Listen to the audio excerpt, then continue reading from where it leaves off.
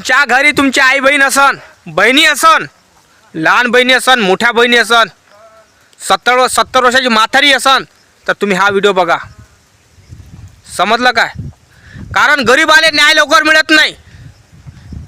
समजलं काय? गरीबाले न्याय लवकर मिळत नसते. ते गरीबाच्या घरची पोरगी असो या पोरगा असो, गरीबाचा घरचा आवाज लवकर होतो, श्रीमंताच्या घरचा आवाज होत नाही. आणि या जगात दोनच जाती आहे, श्रीमंत आणि गरीब. बाकी सगळ्या फोकलेट जाती आहे. समजलं काय? व्हिडिओ आवडला तर नक्की लाईक आणि चॅनलला सबस्क्राईब करायला विसरू नका. व्हिडिओवर बघत असाल तर, फेसबुकवर बघत असाल तर फॉलो करायला विसरू नका, लाईक करायला विसरू नका आणि कमेंट करून सांगा खरं बोलतो की नाही दादा. माझ्या आई बहिणीला, माझ्या लहान भावाला, माझ्या मोठ्या भावाला सगळ्यांना नमस्कार करतो. आणि आवडला व्हिडिओ तर नक्की कमेंट करून सांगा, लाईक करा.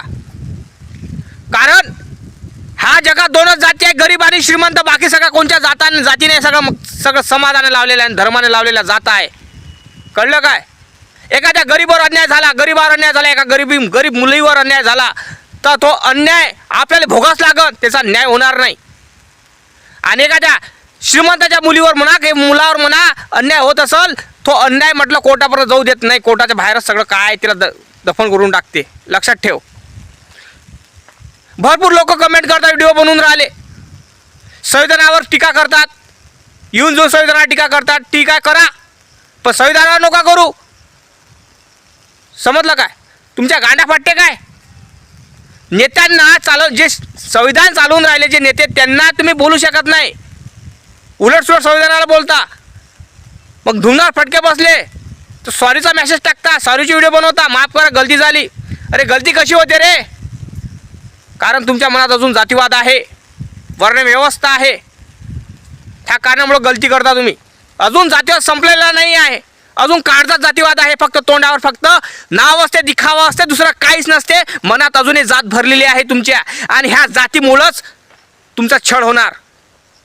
आणि फायदा दुसरे लोक घेतात, तुमचे लोक नाही, दुसरे लोक फायदा घेतात, भांडणं लावून देतात. पहिले धर्माबद्दल भांडणं लावून द्यायचे, आता जातीचं भांडणं लावून राहिले. मग समाजाचं भांडणं लावून द्यायचे. तुम्हाला माहीतच असेल, पहिले हिंदू आणि मुसलमानाचा झगडे लावून द्यायचे, जातीवाद करून टाकायचा, धर्माचा जातीवाद करायचा. आता जातीमध्ये भांडणं होऊन राहिले आहे. ओबीसी, मराठा, SC, ST हे भांडणं लावून देऊन राहिले आहे. आरक्षणासाठी आपण एकमेकाला भांडून राहिलो. कळलं का? हे भांडणं होय. आणि एखाद्या आपल्या मुलीवर अत्याचार होतो तर तो अत्याचाराला, जो अत्याचार होतो ना, त्या नराधमाला सजा होत नाही. तर नराधम असा इकडे तिकडे घुमल्या जातो, त्याला कोठडीत ठेवले जाते फक्त जवयासारखं. मग त्याला सजा होते आणि काही दिवसानं पैसे भरून तो सुटून येतो. कळलं काय? असं असतात. आणि ह्याच ठिकाणी एखाद्या मंत्र्याची एका प्रधानमंत्र्याची अशा मुख्यमंत्र्याची असो, राजकारणातल्या एखाद्या तोफक्याची, श्रीमंताची मुलगा असो या मुलगी राहिली असती ना, आतापर्यंत न्याय मिळाला असता. कळलं काय? मालेगावातील घटना तुम्हाला माहीतच आहे. गरीबाची मुलगी आहे, न्याय भेटून राहिला नाही. रस्त्यावर उतरले सगळेजण महाराष्ट्रातले लोक, तरी न्याय भेटून राहिला नाही. का नाही भेटून राहिला? लोक व्हिडिओ काढून राहिले, संविधानावर लांछन लावून राहिले, संविधानावर बोलून राहिले.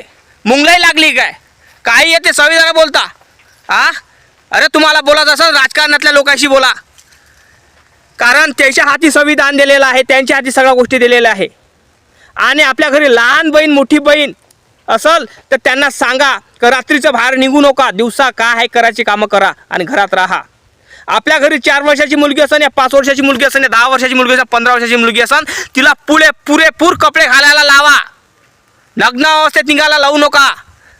कारण आता खेडेगावात पण फॅशन वाढलेलं आहे. फॅशन कमी करा, कपडे पुरेपूर घाला. आणि मी अजून बघतो की शाळेमध्ये जे ड्रेस असतात ना, ते एक फॅशनेबल सारखे झालेले आहे. काल मी एका ठिकाणी गेलो तर शाळेतले ज्या मुली होत्या 10-10, 12-12 वर्षाच्या, त्यांच्यापाशी फॅशन ड्रेस घातले होते शाळेचे त्यांनी. अरे शरीर प्रदर्शन करू नका, हे माझं मत आहे. शरीर प्रदर्शन करू नका. कारण नराधम आज न उद्या कोण्या रूपात येणार काही सांगता येत नाही. त्या कारणामुळं अगोदर लहान मुलावरच स्टार्ट चालू होते. लोंदे ओढायला अगोदर हे जनावर लहान मुलावर घात करतात.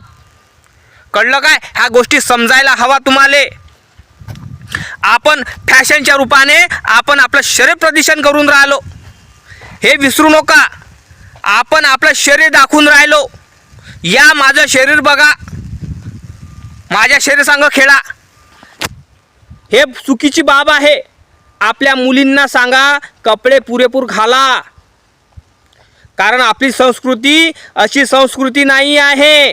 आपल्या संस्कृतीमध्ये ड्रेस पुरेपूर घातला जातो, साडी घातली जाते, हे संस्कृती आहे आपली. आपण बाहेरची संस्कृती भारतात आणून आपला शरीराचा विनयभंग करत आहे, आपल्या संस्कृतीचा विनयभंग करत आहे.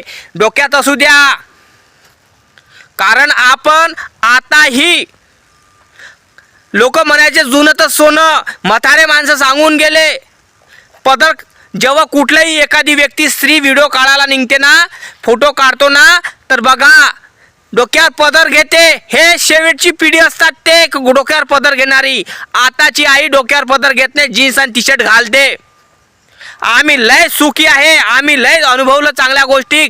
आमच्या मायनं पदर घेऊन आम्हाला पदराच्या आत दूध पाजलं. आताच्या माया सोशल मीडियावर दूध पाजून राहिल्या. विचार कराजोगती गोष्ट आहे, किती घाणेरड आहे ह्या गोष्टी. विचार कराजोगती गोष्ट आहे. नालायक, शर्मा नाही, कुठल्या गोष्टीचा लाज नाही, काही लज्जा नाही, सगळ्या लज्जा मरण पावल्या तुमच्या. सोशल मीडियावर दासुकला व्ह्यूसाठी, फॉलोसाठी तुम्ही शरीर प्रदर्शन करता, दूध पाजता लेकरायचा. जे दूध लेकरायला 10x12च्या रूममध्ये आळप पाजत असते, एखाद्या कुपाटच्या काठीच्या आळप पाजत असते, पदराच्या आळप पाजत असते, खुल्याम दूध पाजून राहिले. किती शर्म वाटायला पाहिजे. नालायक आहात तुम्ही. आणि दोष देता, आणि हा दोष लहान लेकरावर जातो. हा घृणा लहान लेकरावर जातात. कळलं काय? विचार करत ती गोष्ट आहे. शर्मा नावाची चीज नाही आहे. शरम तुमची गेली काय चुल्यात, गायली काय सोनाराच्या दुकानात, काही समजत नाही.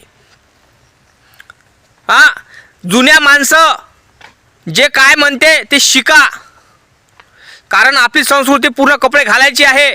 म्हणून लोक, आपण पूर्ण कपडे घालत नाही. लोक म्हणतात बघा शरीर दाखवतो आपण, या खा माले, नोचा मले. जे साडीवर पूर्ण साडीवर असन ना, कपडे झाकून असन ना, तर कुठलाही बहादर नराधम यू घात करू शकत नाही.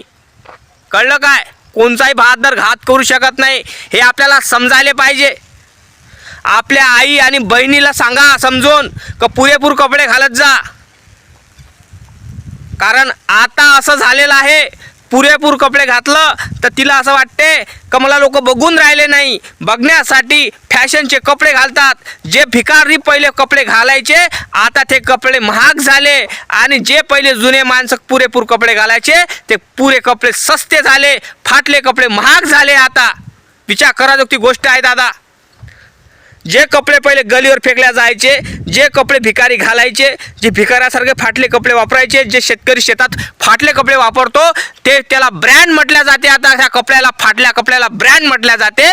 आणि जे कपडे पुरेपूर असतात ते कपडे त्याला ब्रँड म्हटल्या जात नाही, त्याला फक्त कपडे म्हटल्या गेलेले आहे. किती नालायक लोक असायला पाहिजे आपण. आपली संस्कृती काय आहे आणि काय नाही आपण दोष देतो लोकांवर. माझ्या मुली संग असं झालं, माझ्या आई संग असं झालं, माझ्या त्याच्या संग असं झालं, माझ्या बहिणी संग असं झालं. अरे कारणीभूत आपणच आहे. आपले कपडे झाले बेमान, आणि फाटले फुटले कपडे आले जहान. शरीर दाखवून राहिलं, दुसरं काहीच करून राहिलं. शरीर प्रदर्शन, शरीर प्रदर्शन, शरीर प्रदर्शन, शरीर प्रदर्शन करून राहिलो. त्या कारणामुळे अत्याचार होऊन राहिला आपल्या महिलेवर, आपल्या बहिणीवर, लहान बहिणीवर. लहान मुलीला आपण कपडे सीधे घालून देत नाही. आपण आपल्या आईलाही आई कपडे सीधे घालत नाही. 70 वर्षाची म्हातारी सीधे कपडे घालत नाही. मी दोष देऊन राहिलो कपड्यावर.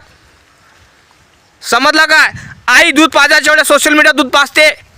माझं लेकरू कसं दूध पिऊन राहिलं पहा, माझं शरीर बघा, माझे स्तन बघा. अरे किती नालायक लोक झाले पाहिजे तुम्ही.